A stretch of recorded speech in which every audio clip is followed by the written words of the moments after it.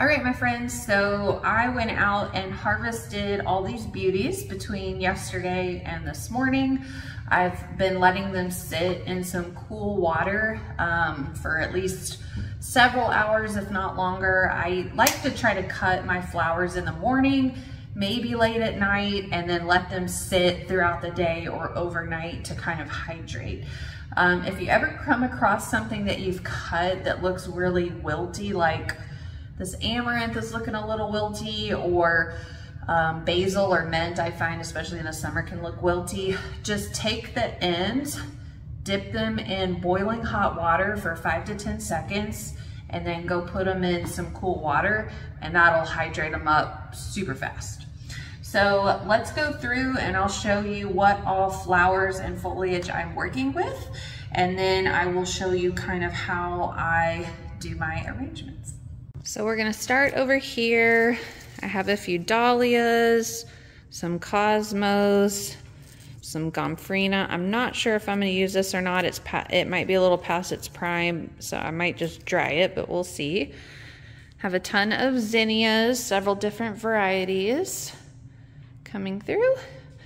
And then I'm gonna use these little mason jars, and I have tied a cute little ribbon bow. I've already filled them with cool water with some flower food solution.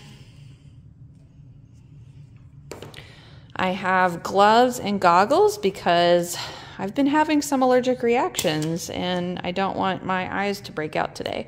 I've got my snips, and then over here I've got a bunch of celosia, a little bit of amaranth, we'll see how that does, some basil that I will trim back, and then a handful of sunflowers.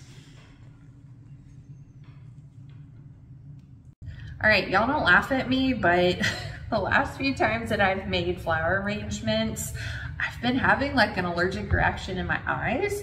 So today I'm gonna try out wearing gloves and goggles to try to protect my eyes. Why not? I don't wanna stop growing flowers and messing with flowers, so I'm just gonna see how it goes. So let me put these little guys on. And of course, being married to a doctor, you're always gonna have gloves in your house. It's just a given. So typically what I do is sometimes I'll lay out the flowers, or sometimes I'll just kind of pick from the buckets. I think today I'm just gonna pick from the buckets, and I'm gonna start with my biggest jar. Usually I start with some foliage, and then I put in like the main focal flowers, like 1 or 2, and then I start to do some filler flowers and just kind of turn it around so I can get the whole total view. I do have a Lazy Susan sometimes I will use if I'm using a bigger vessel, but with these mason jars, I'm just gonna keep it here on the counter. Okay, let's get started. So for the sunflowers, I am going to choose some of the basil. And I like to kind of see like what colors I have going on, trying to pick some colors that will do well together, either like a really monochromatic kind of thing, or maybe like some complementary flowers, or a theme. You know, it's summer, so a lot of stuff is gonna be really like brightly colored. And this looks really like too much going on here. So I'm going to cut some of this off and keep it handy.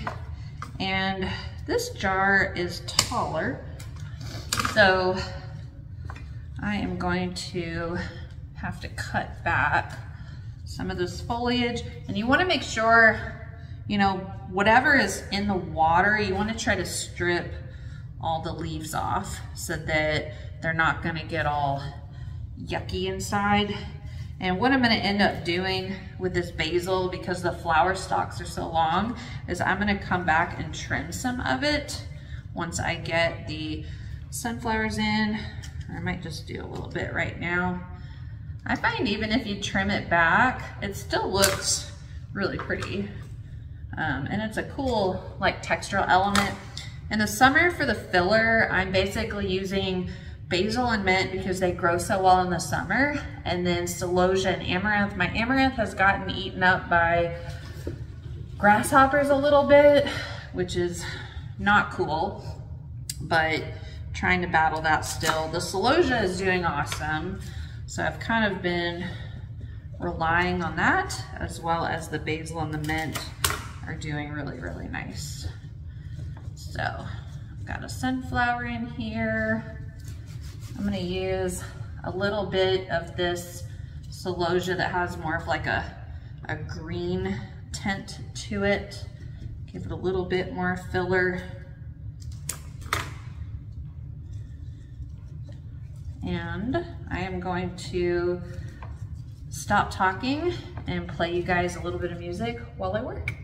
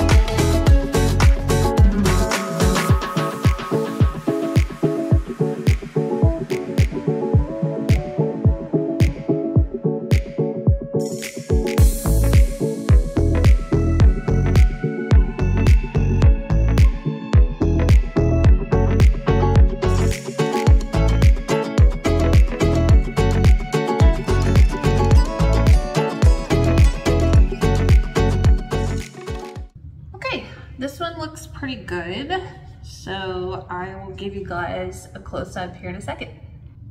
Okay, let's do our next one. I'm gonna grab one of these smaller jars, and I think I'm gonna do one of the dahlias in here and maybe do kind of like a red, orangey kind of theme, because the dahlias I have are Mai Tai, and they're like a kind of a darkish reddish pink fading to an orangey yellow, and I have a lot of orange and red zinnias, and I have some kind of like pinkish orangey celosia, so I think that's going to do really well together. Maybe some of the gomphrena, and we will see how that looks.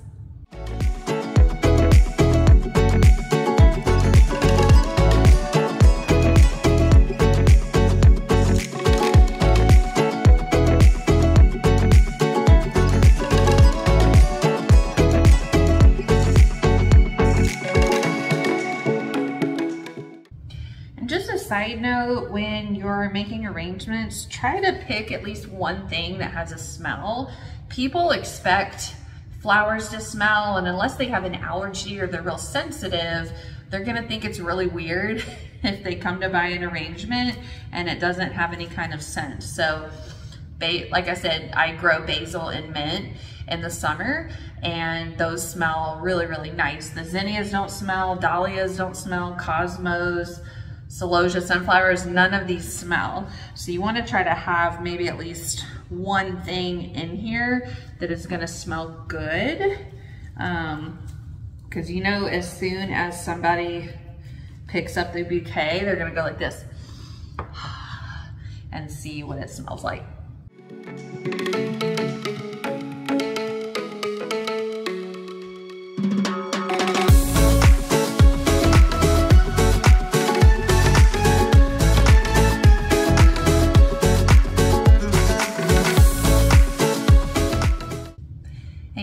Finding is this dahlia is really pretty, and I thought it would look nice with the orange, but it's clashing a little too much. So I think what I'm actually going to do with this bouquet is put the dahlia and maybe do the dahlia and a little gomphrena and some accent pieces, and that's it.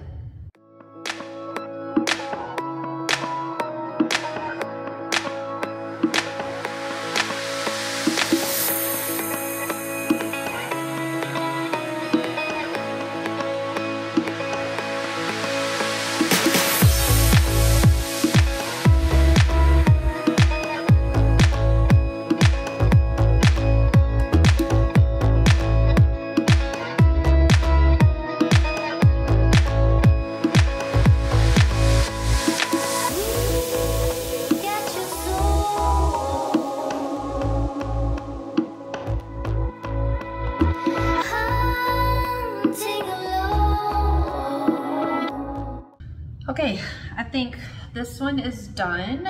So I will give you a close-up once everything else is finished.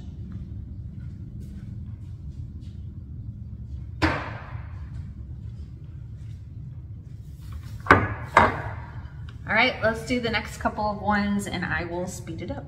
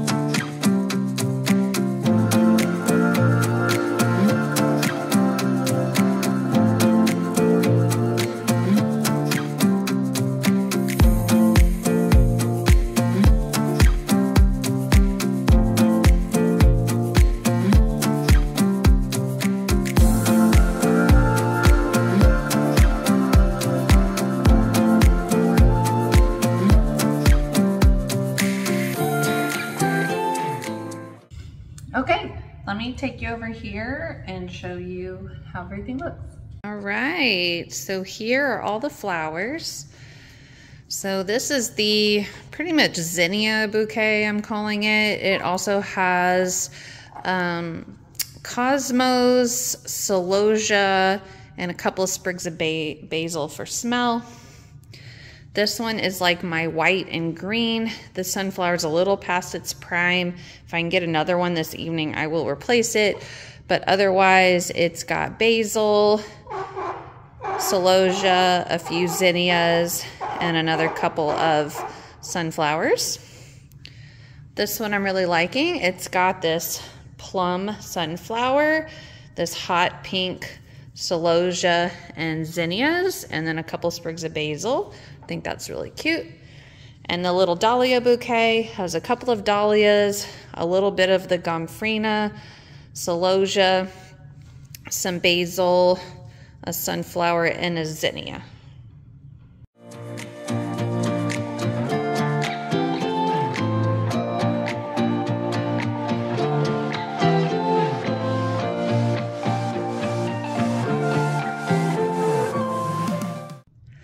All right, guys, there you have it. You can see how I am trying my hand at arranging flowers. I'm doing a better job next year of checking into all the varieties of flowers I'm going to grow to make sure that color scheme wise I have more things that go together. This year I just grew like a hodgepodge of flowers, trying a whole heap of varieties so I could see like what colors I really like, what textures, what grows well here, and that way it'll help me narrow down my choices for next year so I know what to grow together. But I hope you liked this video. I hope it was helpful. Leave a comment below if you have a question, and I will see you next time. Thanks for watching.